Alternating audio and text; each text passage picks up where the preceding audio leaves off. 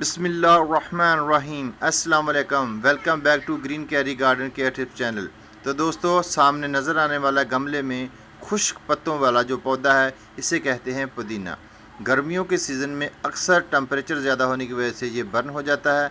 हम पानी ज़्यादा देते हैं, इसकी रूट फंगस हो जाता है और आहिस्ता आहिस्ता इसकी जड़ें भी गल जाती हैं। तो जो आप पौधा देख रहे हैं इसमें सिर्फ एक टहनी ऐसी है जो अभी सब्ज़ है, बाकी सारा पौधा बर्न हो चुका है और ऊपरली टहनियाँ बिल्कुल खुश्क हो चुकी हैं। तो इसके अंदर पानी भी काफ़ी सारा है, तो धूप ज़्यादा होने की वजह से ऐसे हो गया। तो अब इसको किस तरह हम रीग्रो कर सकते हैं, हमारे साथ रहें और वीडियो को मुकम्मल देखें। सख्त गर्मी के मौसम में हमने इसको दोबारा रीग्रो कैसे किया, तो आपको वो फर्टिलाइज़र दिखाते हैं।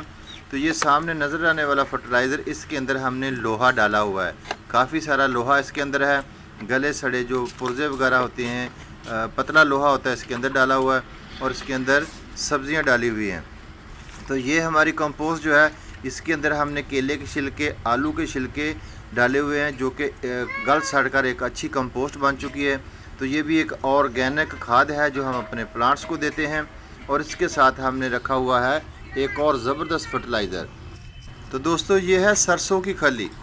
कुछ सरसों की खली को हमने पानी में भिगो दिया था और ये भी अच्छी तरीके से हालो हो चुकी है। तो कुछ मकदार में हम इसको पानी के अंदर डालेंगे और पानी को अच्छे से तरीके से हिलाएंगे ताकि इसके अंदर बैक्टीरिया जो है वो पैदा हो जाए और एक ज़बरदस्ती अच्छी खाद तैयार हो जाए। ये लिक्विड खाद है, तो थोड़ी सी इसमें हम पानी लेंगे। इसके बाद हम इसके अंदर सादा पानी के 2 से 2.5 लीटर डालेंगे और अपने प्लांट्स को दे देंगे। ये देखें, सख्त गर्मी के मौसम में ग्रो होने वाला एलोवेरा का पौधा जो कि बहुत ही हेल्दी है। इस तरह हमने बैंगन लगाया हुआ है, इसको भी थोड़ी सी खाद देंगे। तो ये जो फर्टिलाइज़र है ये बहुत ही ज़बरदस्त है। इसके अंदर सारी न्यूट्रिश होती है जो पौधों की ग़िज़ाइयत में अहम किरदार अदा करती है। तो पुदीने के पौधे को भी हम यही फर्टिलाइज़र देंगे और ऊपर से पानी लगा देंगे।